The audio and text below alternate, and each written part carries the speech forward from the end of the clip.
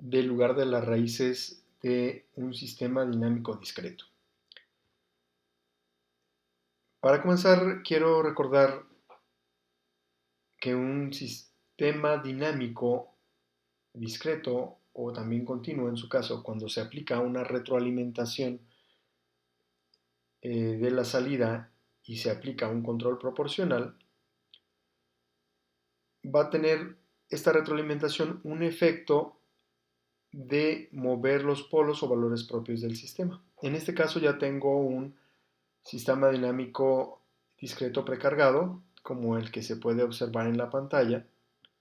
Tiene tres polos discretos descritos por el denominador de z, el exponente mayor del denominador de la función de transferencia, en este caso 3, y dos ceros, que serían las raíces del exponente, del numerador, en este caso que tiene exponente 2. Para poder observar el lugar de las raíces de un sistema, en este caso que ya lo tengo cargado en MATLAB, lo único que tengo que hacer es teclear rlocus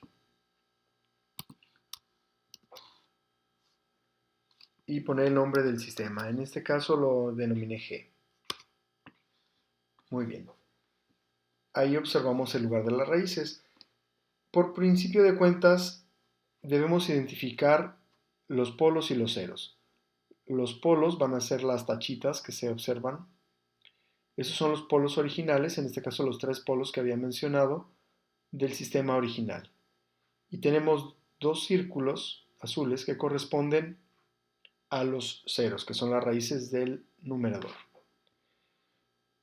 Entonces, el lugar de las raíces, es decir, los posibles valores que va a poder tomar los polos del sistema dinámico, en este caso discreto, van a estar descritas por las líneas que se observan en la gráfica del lugar de las raíces. En este caso tenemos tres polos y tenemos tres líneas, una azul, una roja, una verde.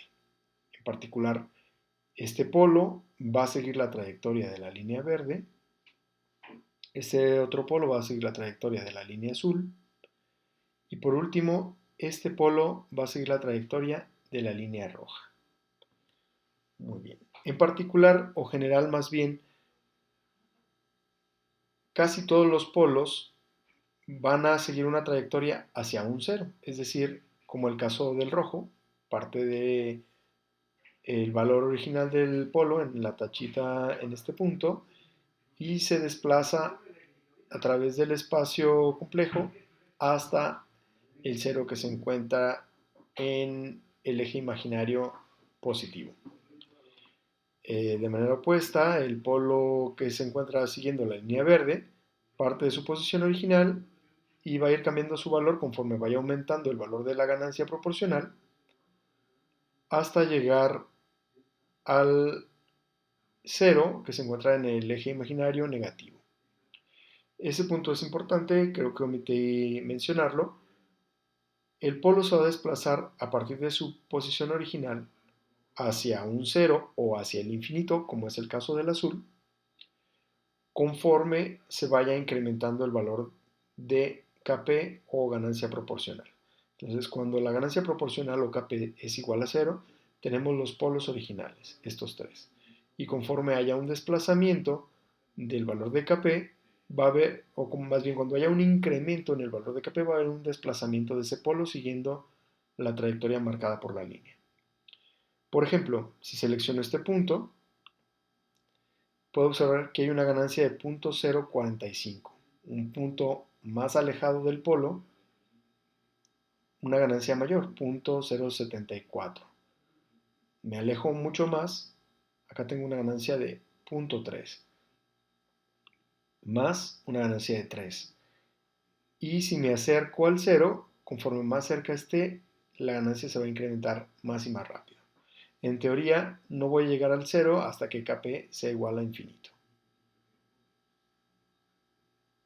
Voy a borrar esos, muy bien, esas etiquetas. Listo. Entonces, nuevamente, vamos a tener las tachitas que van a ser los polos originales del sistema cuando Kp vale 0 o la ganancia proporcional, que es lo mismo, vale 0. Estos polos se van a desplazar conforme el valor de la ganancia sea mayor hacia un 0, como el caso verde o el rojo, o hacia el infinito, como el caso azul. En el caso de los sistemas dinámicos discretos, los sistemas van a ser estables siempre y cuando los polos estén dentro del círculo unitario, que en este caso está marcado con esta línea punteada, que es, bueno, más bien un círculo o elipse punteada que se puede observar aquí. Entonces, como se puede observar, tanto la línea verde como la roja abandonan el círculo a partir de un valor de ganancia, en este caso, una ganancia que está cercana a 0.846. Es decir, Kp o la ganancia proporcional igual a 0.46. A partir de esa ganancia, o de una ganancia muy cercana a esa, el sistema se va a inestabilizar. ¿Por qué? En este caso podemos observar, aquí también me dice los valores de los polos. Para esta ganancia voy a tener un polo de 0.324 más 0.938i. Si recordamos, la estabilidad en los sistemas discretos depende de la magnitud del polo. Entonces voy a calcularla. En este caso sería ABS para obtener la magnitud 0.34, si no me equivoco, 324 y 938.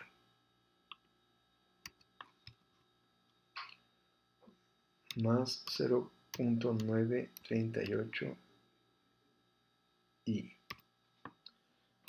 lo verifico. 938 y 324, muy bien. Entonces lo calculo. En este punto todavía el sistema no es inestable porque su magnitud es menor a 1. Pero gráficamente ya lo veo sobre la línea. Si me alejo un poquito más, ahí el punto ya está totalmente fuera de la línea punteada que delimita el círculo unitario. La parte real se mantiene, sin embargo la parte imaginaria cambió. Es punto 958i. Vamos a ver para ese caso. 324, 958, lo verifico.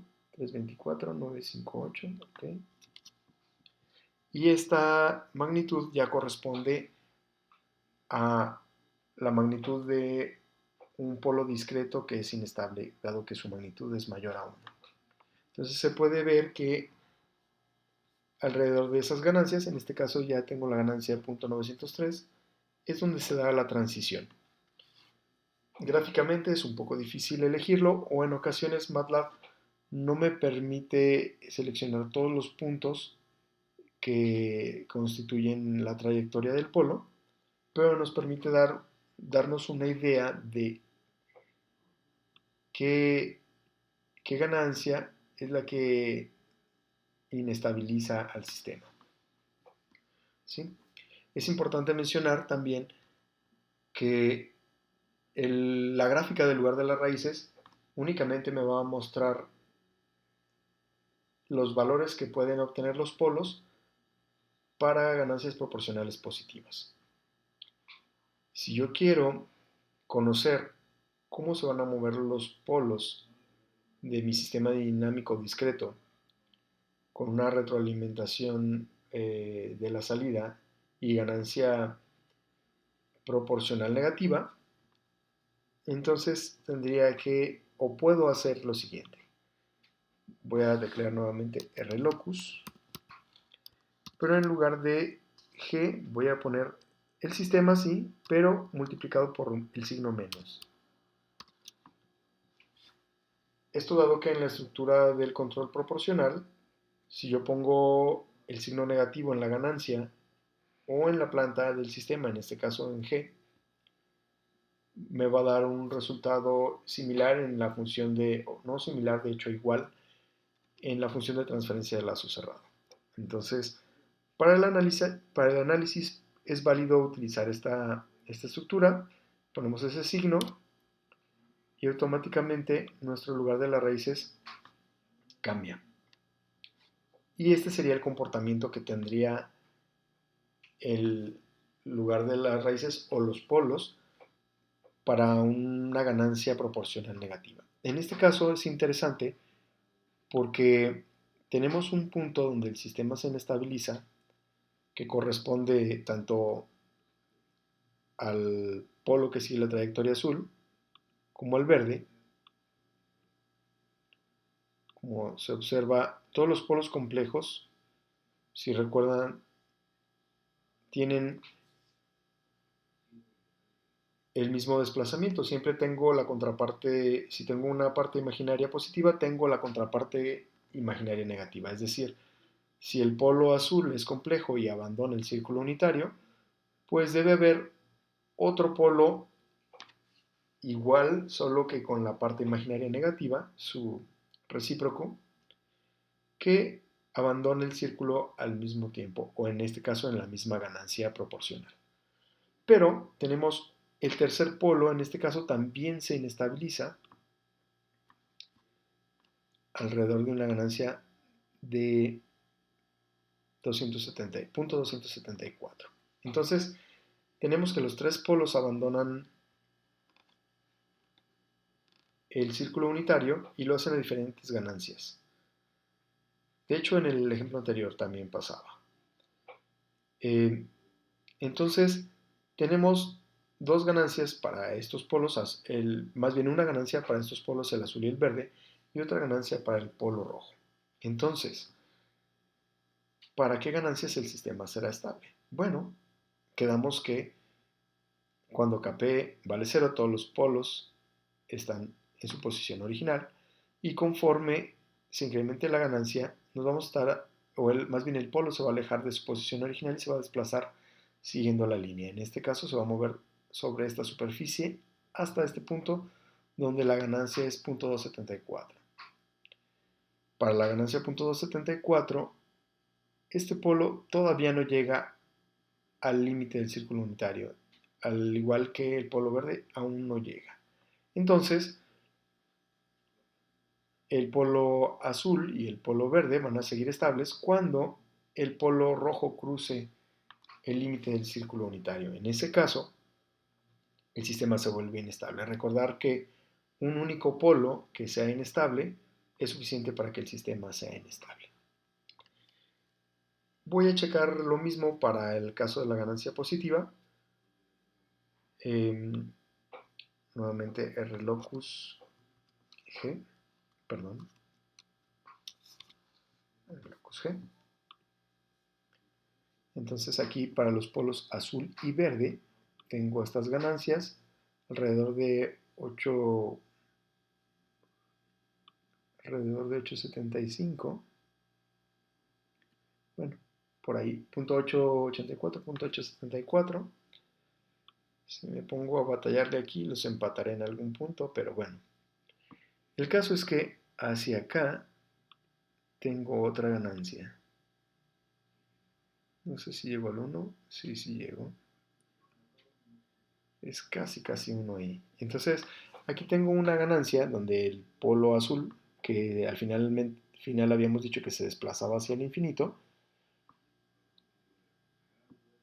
abandona el círculo unitario y la ganancia es 0.393. Es similar al caso de la ganancia negativa. Cuando el polo azul abandona el círculo unitario, es decir, la ganancia proporcional de 0.393, tanto el polo verde como el polo rojo aún no llegan al límite del círculo unitario. Déjenme ver a ver si puedo encontrar ese punto.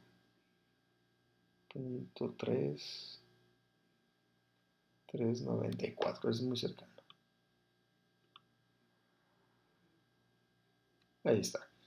Bueno, entonces cuando el polo azul está saltando el círculo unitario, el polo rojo, bueno, pues está aquí todavía a una distancia considerable del límite del círculo unitario. Es decir, el polo verde y el polo rojo serán estables en el momento en el que el polo azul abandone el círculo unitario y se vuelva inestable. De igual forma, en ese momento en el que el polo azul se vuelve inestable, el sistema también lo hace. ¿Por qué? Porque un único polo que sea inestable es suficiente para que el sistema sea inestable. Por lo tanto, para la ganancia positiva, el sistema será estable entre Kp igual a 0 y 0.393. Perdón. Sin embargo, para la ganancia negativa,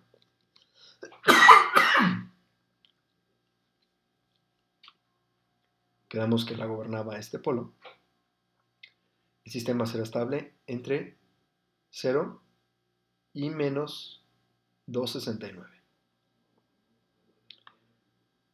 Muchas gracias por su atención.